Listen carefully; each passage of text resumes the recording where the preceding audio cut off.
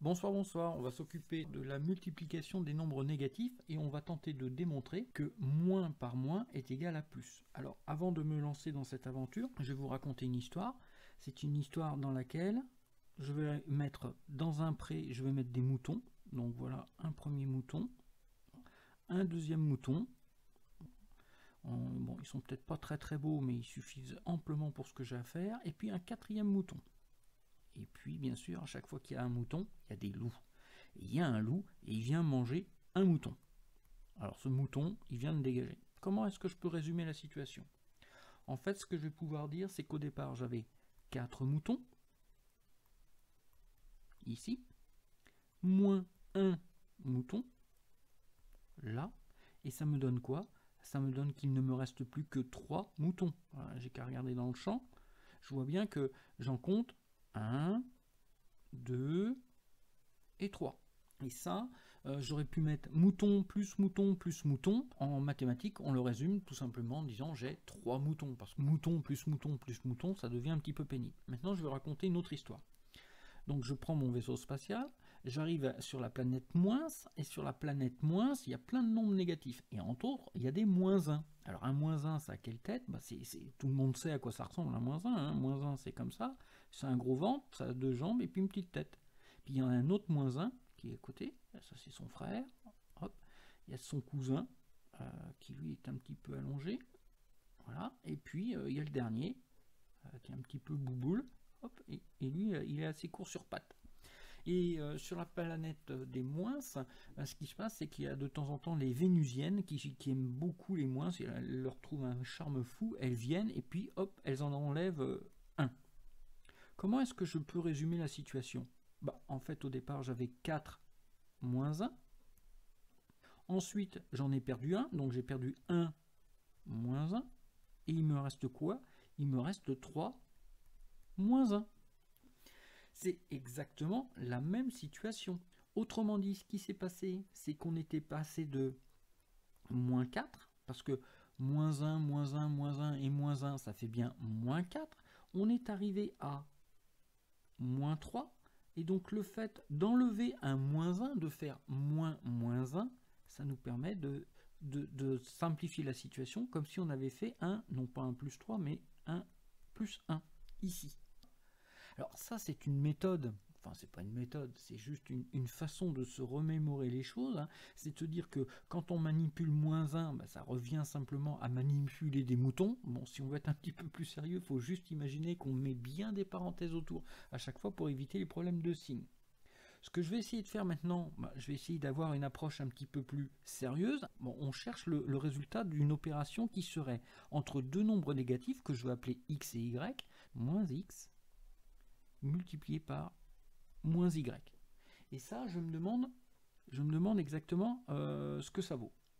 Ce que ça vaut, ce que je pourrais me dire, c'est que ça vaudrait quelque chose de la forme moins x multiplié par moins y. Et ce que je pourrais faire ici, c'est ajouter plus y moins y. En fait, hein, ça vaut 0. Donc je n'ai rien enlevé, rien ajouté, j'ai juste fait plus y moins y. Si je m'amuse à développer, ça va me faire moins x facteur de moins y plus moins x facteur de y plus moins x facteur de moins y. Alors en face ici j'avais moins x facteur de moins y. Ce que je pourrais faire, c'est soustraire, on soustrait à gauche et à droite la même quantité et on va soustraire moins x moins y. Il va me rester quoi? Il va me rester quelque chose de la forme 0, parce que si je fais moins x moins y moins x moins y, ça fait bien 0. Ça, ici, ça va dégager aussi. Et donc à partir de ce moment-là, il ne me restera plus que moins x facteur de y plus moins x moins y égale à 0. Alors c'est presque ce qu'on veut. Le petit souci que j'ai, c'est que en fait j'ai un moins x y qui n'est pas exactement ce que je veux. Alors ce que je vais faire, c'est que je vais m'intéresser à son cas. moins xy, moins xy. Ça vaut quoi? Bah, je vais appliquer exactement la même méthode. Je vais dire que c'est moins x plus x moins x multiplié par y. Et ça va valoir quoi? Bah, ça va valoir moins x, en mettant des parenthèses autour, facteur de y, plus xy, plus moins x, facteur de y. Très bien. Je vais soustraire, alors ici j'aurai encore un moins x, y. Je vais soustraire, on soustrait à gauche et à droite la quantité moins xy, il va me rester quoi ici? Il va me rester 0 est égal à xy plus moins x facteur de y.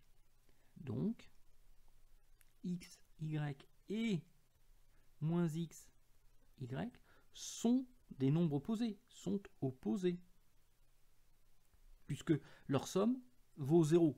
Ça veut dire que si a plus b est égal à 0, ça veut dire que a et b sont deux nombres opposés. Donc, ce que je vais pouvoir écrire, c'est si je soustrais à gauche et à droite moins xy, donc on soustrait à gauche et à droite la quantité xy, on va pouvoir écrire moins xy est égal à moins x facteur de y. Ah, mais ça c'est vachement intéressant.